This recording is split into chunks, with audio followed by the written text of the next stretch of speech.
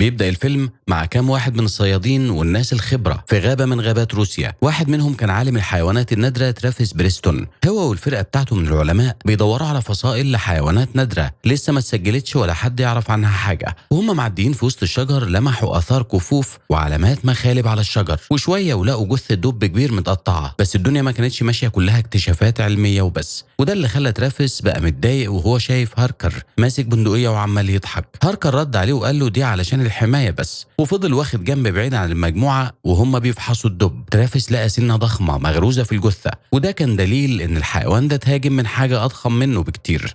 زميله براندون كمان كان بيتفشخر انه قاس شوية آثار أقدام، حاجة كده تخلي بيج فوت نفسه يتكسف من حجمها.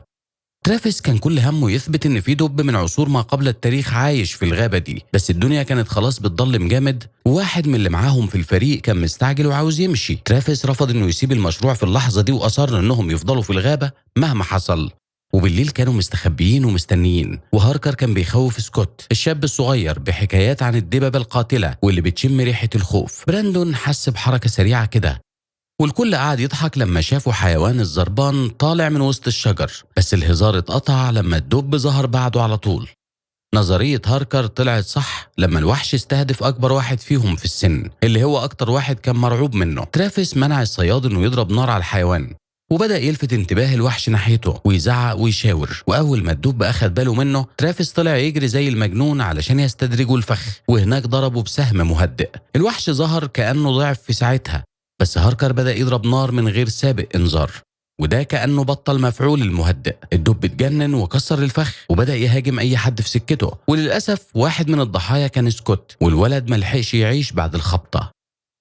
ولما رجعوا لندن، ترافيس كان بيحاول يتعايش مع إحساسه بالذنب، وفي نفس الوقت يصد سيل القضايا اللي هاركر كان رافعها عليه. ولما محامي تاني دخل مكتبه، ترافيس افتكر واحد تاني من رجالة الصياد، بس الراجل ده كان اسمه دوج، وكان بيمثل عميل تقيل قوي بيبني خط أنابيب في الصين. مؤخرا ظهرت مشاهد لكائن غريب عطلت الشغل، وعلشان كده العميل ده عاوز مساعدة ترافيس علشان يقبضوا عليه. العالم رفض الدعوة، كان لسه متأثر باللي حصل، بس غير رأيه لما شاف فيديو الحيوان شبه التنين. اتحمس وركب طيارة على الصين على طول، ومعاه براندون وكاتي، وقدمهم لدوج. لما وصلوا، دوج كان معاه مترجمة اسمها باي، واللي هي هتبقى برضو المرشدة بتاعة المجموعة. وهم في طريقهم للقاعدة، دوج شرح لهم ان في كام عامل اختفوا، بس في منهم اللي هربوا بس من كتر الرعب من الوحش بعد ما الفيديو ده اتصور.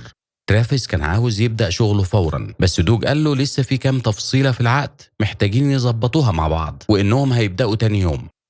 وفي الليلة دي واحد من العمال كان بيعمل آخر جولة تفتيش وبلغ إنه كل حاجة تمام، بس فجأة سمع صوت غريب شد انتباهه. بكشاف في إيده بدأ يدور على مصدر الصوت، واتخض لما الصوت بقى يعلى أكتر وأكتر، كأن في حاجة ضخمة قوي بتتحرك بسرعة وبتخبط في كل حاجة حواليها. حس إن الخطر قرب منه جدا، فجري بسرعة علشان يتسلق سلم، وهو فوق هجم عليه حيوان ضخم فجأة.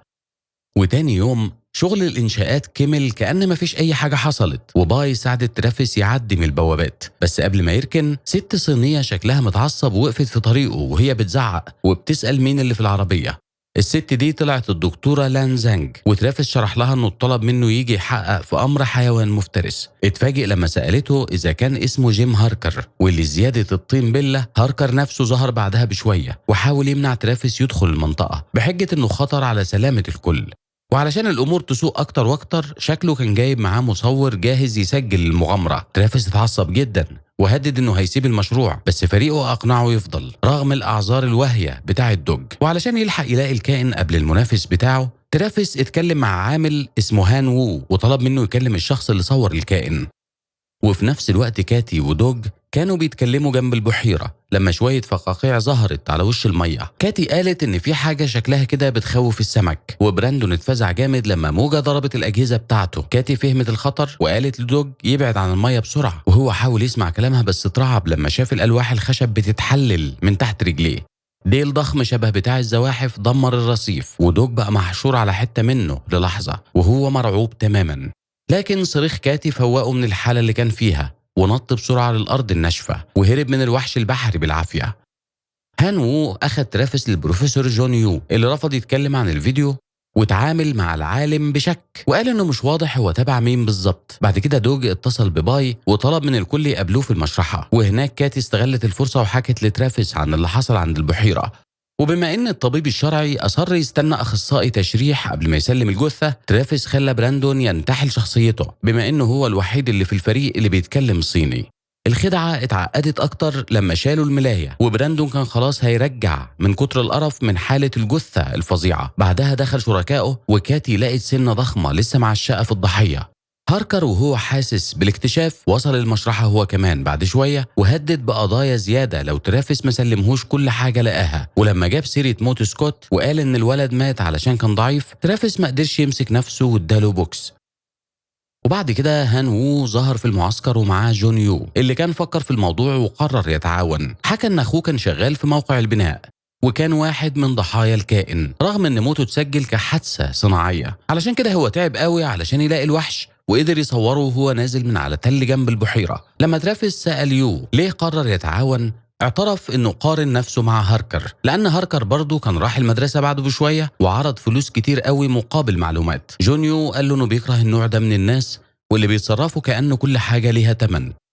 بعدها أخذ ترافيس لمكان التصوير، وهناك لقوا أثر قدم ضخم جدا جنب خوذة متكسرة ومليانة دم. التلاتة كانوا لسه مبهورين بالقوة اللازمة علشان تكسر حاجة زي كده. لما حاجة بدأت تهز الشجر، باي كانت هتتصدم لما شافت إن ده فعلا الوحش. ترافيس طلب الكاميرا وطلع يجري ورا الوحش في وسط الشجر كأنه هو المفترس مش العكس. بس التنين كان أسرع بكتير وعمل كذا لفة قبل ما يغطس في البحيرة، وما سمحش لترافيس يسجل اللقاء الغريب ده. وفي الليلة دي رجالة هاركر بدأوا يسألوا عن التأخير، وفكروه بوعده إنه ينهي موضوع الهجمات دي.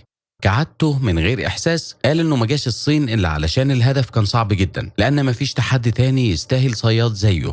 الوحيدة اللي كان عندها الجرأة ترد عليه كانت الدكتورة زانج، والاتنين اختلفوا على طبيعة الكائن. هاركر كان لسه فاكر إنه تمساح كبير، إنما الدكتورة كانت شاكة إنه أي حيوان معروف. قالت إنها لقت جزيئات غريبة جدا في المية، بس هاركر مرضيش يسمع عن الاكتشافات دي وطلب منها نتائج، ورمى اللوم على الفريق علشان فشلوا يحددوا مكان هدفه. وتاني يوم ترافيس اتكلم مع الشباب عن مسيرته المهنية، وحكى إنه اختار علم الحيوانات النادرة وهو لسه عيل صغير، لأنه حصل معاه لقاء سريع مع كائن بيعتبروه خرافي ومحدش صدقه.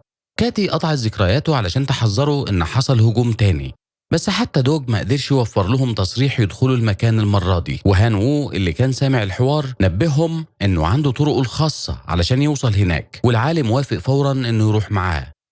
وقت ما الشاب كان بيلهي الحراس، ترافيس استخبى ورا الشجر لحد ما وصل لمسرح الجريمة. بعد ما أخذ كام صورة لقى مادة لونها مصفر على الأرض وبدأ يفحصها. لما وصلت زانج ومعاها سلاح، كانت جاية علشان تطرد أي فضوليين من الفريق المنافس، بس في الآخر انبهرت بمعرفة ترافيس، وكمان اتفاجئت لما سمعته بيقول إنه مش ناوي يقضي على الوحش.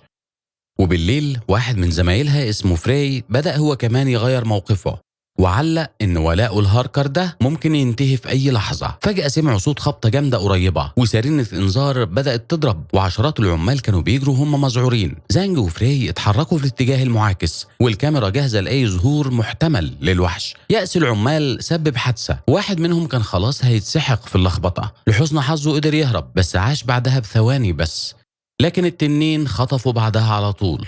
زانج اللي بقت مقتنعة أكتر وأكتر إن ده مستحيل يكون تمساح، حاولت تتكلم مع هاركر تاني يوم عن إمكانية القبض على حيوان حي، لكنه ما خلهاش تكمل كلامها، ولمح لها إن علاقتها بترافيس أكتر من مجرد شغل، وده اللي بيفسر كل الاهتمام ده بأفكاره المجنونة. بعد كده كاتي أقنعت دوج يجرب شوية من الشغل الميداني، وهو وافق ينضم للمجموعة في رحلة مركب ليلية. وبراندون نزل جهاز السونار، والفريق استنى لحد ما حاجة بدأت تزمر، والكل اتحمس لما شافوا حاجة بتقرب. ترافيس وقف وحاول يشوف من خلال الشبورة، وابتسم بسخرية لما شاف مركب الفريق التاني، ورغم كده كان مبسوط إن هاركر ما كانش على المركب، وإن مفيش حد شكله بيدافع عنه أصلا من الشتايم اللي بيقولها. فجأة الأجهزة بدأت تزمر تاني، والفريقين أدركوا إن في حاجة تحتهم بالظبط. الصوت عالي بسرعة لحد ما خبط المركب من تحت، وقع تقريبا كل اللي عليها في المية. وقت ما فري وزانج كانوا بيحاولوا يعوموا لمركب ترافيس، الاتنين التانيين لمحوا الكائن وبدأوا يضربوا عليه نار، وده لفت انتباه هاركر في المعسكر. مفيش طلقة أصابت الوحش، واللي بقى هايج أكتر وأكتر، وده خلى الاتنين يقرروا يخلعوا من هناك من غير ما يستنوا حد. زانج ما قدرتش تعوم، وترافيس نط في المية علشان ينقذها ورجع الدكتورة للمركب بسلام. فري كان خلاص بيغرق وترافيس حاول يعوم ناحيته، بس الوحش وصل له الأول وفري اتاكل قدام عينين الكل. وهم عارفين إن الهضم سريع، الباقيين جريوا بسرعة علشان يطلعوا من البحيرة قبل ما الوحش يجي وراهم، ووصلوا الشط يا دوبك على آخر لحظة. هاركر ما تأثرش خالص لما سمع خبر فري، وحتى زعق لواحد من الصيادين علشان ما حذروهمش إنهم رايحين البحيرة. دوج واللي كان مصدوم من الحادثة بدأ يتمرد على فريق ترافيس، وقال إن جايز هاركر معاه حق، وإنه يبقى أحسن يتخلصوا من الوحش ده في أسرع وقت. كاتي واللي كانت معجبة بدوج خاب أملها قوي لما سمعت كده، بس ترافيس قدر يغير رأيه لما شرح له إن الكائن ده بيدافع عن منطقته مش أكتر. وفوق كده فكرهم إن هاركر كل اللي همه الشهرة وبس، وما يهمهوش ينقذ أرواح. كلامه رفع معنويات الفريق شوية، ما عدا زانج اللي كانت لسه متوترة من برود زمايلها وخسارة فري. وتاني يوم كاتي كمان عبرت عن قلقها بخصوص حجم القفص وقوة السهام المهدئة، خصوصا بعد ما قدرت ان طول التنين حوالي 6 متر.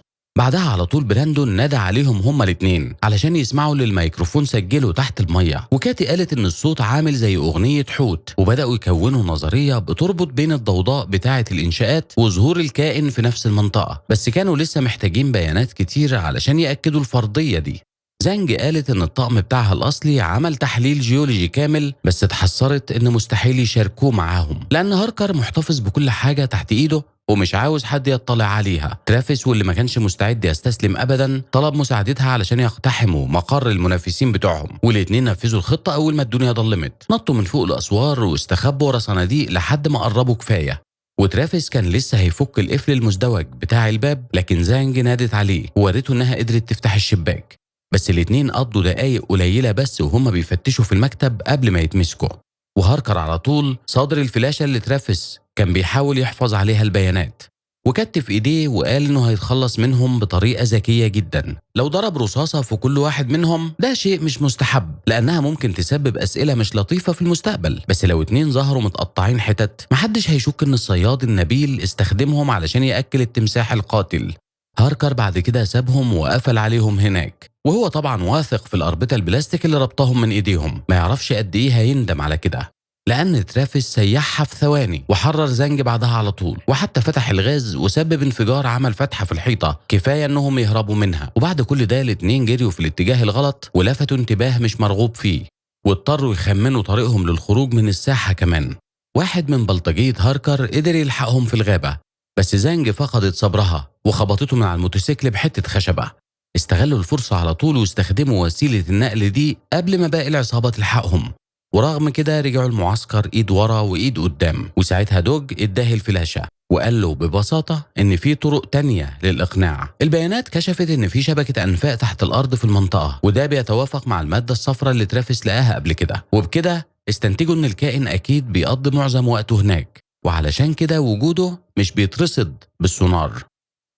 الفريق بعدها انطلق في رحلة صيد تانية وسابوا هان ووو وباي المرة دي لأن ترافيس ما كانش عاوز يخاطر بمدنيين تاني. الخطة دلوقتي كانت إنهم يستخدموا جهاز عمله براندون علشان يطلع صوت تقليد لصوت الكائن، بس لما زانج رصدت جسم بيتحرك على بعد 300 متر من المركب براندون اتلخبط وهو بيشغل الجهاز وملحقش يشغله في الوقت المناسب، والوحش وصل بسرعة جدا وفجأة هز المركب وعور رجل كاتي.